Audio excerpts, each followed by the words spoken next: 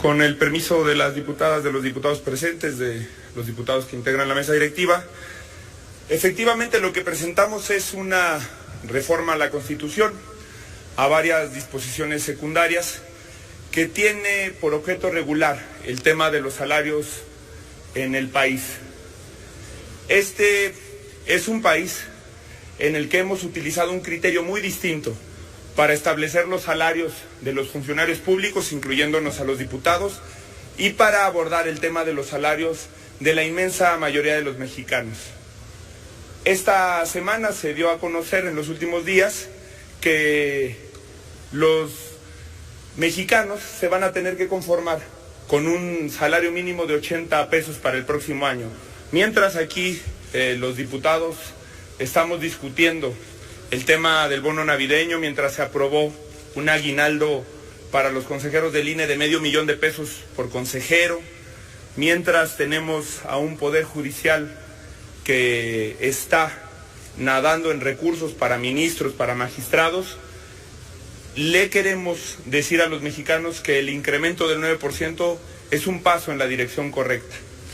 Nosotros creemos que debe de haber un tope mucho más firme al tema de los salarios establecido desde la Constitución, que no hay ningún argumento para que un funcionario o para que un servidor público de origen político gane más de 100,000 pesos al mes y para que un funcionario de características técnicas gane 150,000 pesos al mes.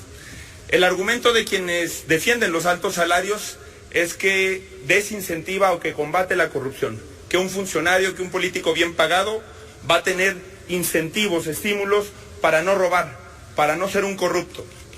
Y la pregunta que nos tenemos que hacer ante la realidad es si eso funciona. Los gobernadores ganan bien. Por ejemplo, la inmensa mayoría de los gobernadores ganan alrededor de 100,000 pesos mensuales. Y Javier Duarte se robó, según los cálculos más conservadores de Veracruz, 12,000 millones de pesos.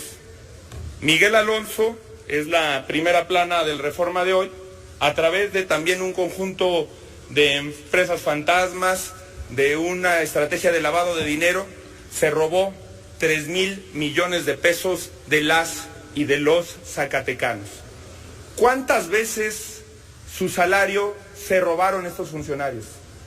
En el caso de Javier Duarte, 120,000 veces. En el caso de Miguel Alonso, 30,000 veces. Eso nos da una cuenta de 10,000 años de salario o de 2,500 años de salario en el caso de Miguel Alonso. ¿Les tuvimos que haber pagado 2,500 veces más para que no robaran? Es un absurdo. Roban porque hay impunidad. Los gobernadores, que es esta la peor generación de gobernadores de la historia, roba porque no tiene consecuencias y además porque la voracidad no tiene límite, se trastorna el sentido humano. Nosotros mismos no tendríamos ningún argumento lógico para justificar nuestras percepciones. Da vergüenza cuando se habla de ejercicios de política comparada que países más desarrollados que el nuestro tengan una mejor regulación para los salarios, para los sueldos, para las prestaciones de los altos funcionarios y de los representantes populares. Da vergüenza y debería de darnos que los diputados mexicanos ganemos más que los de España, que los del Reino Unido o que los del Europarlamento incluso. Y lo que tenemos que hacer es generar una limitación constitucional para el tema.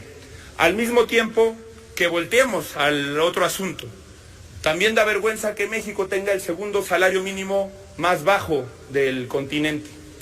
Que estos 80 pesos nosotros estamos planteando en esta iniciativa se haga una propuesta multianual para que en un sexenio el salario mínimo al que cualquier mexicano pueda aspirar sea de al menos 200 pesos. Paulatino, gradual el aumento, que cuide el tema inflacionario, pero es increíble que sigamos en la cápsula política más papistas que el Papa. Es increíble que la Coparmex sea más progresista que esta Cámara de Diputados, que la Confederación Patronal de la República Mexicana diga: nosotros sí estamos dispuestos a pagar un salario mínimo 23% por encima de lo que hoy fija la ley, y que nosotros seamos incapaces, cuidando el interés no sé de quién, de voltear a tomar medidas. Hagamos un ejercicio de política comparada y debatamos con seriedad. Cuando uno plantea este tipo de cosas, se habla de populismo. Pero cuando se trató de rescatar a la banca, cuando se ha tratado de rescatar intereses particulares y de utilizar el dinero de los mexicanos para unos cuantos, no se ha fijado nunca el mismo adjetivo. Nosotros creemos que el tema de los salarios es un tema que ya no aguanta más el pueblo de México y que tiene que discutir esta Cámara de Diputados. Gracias, presidente.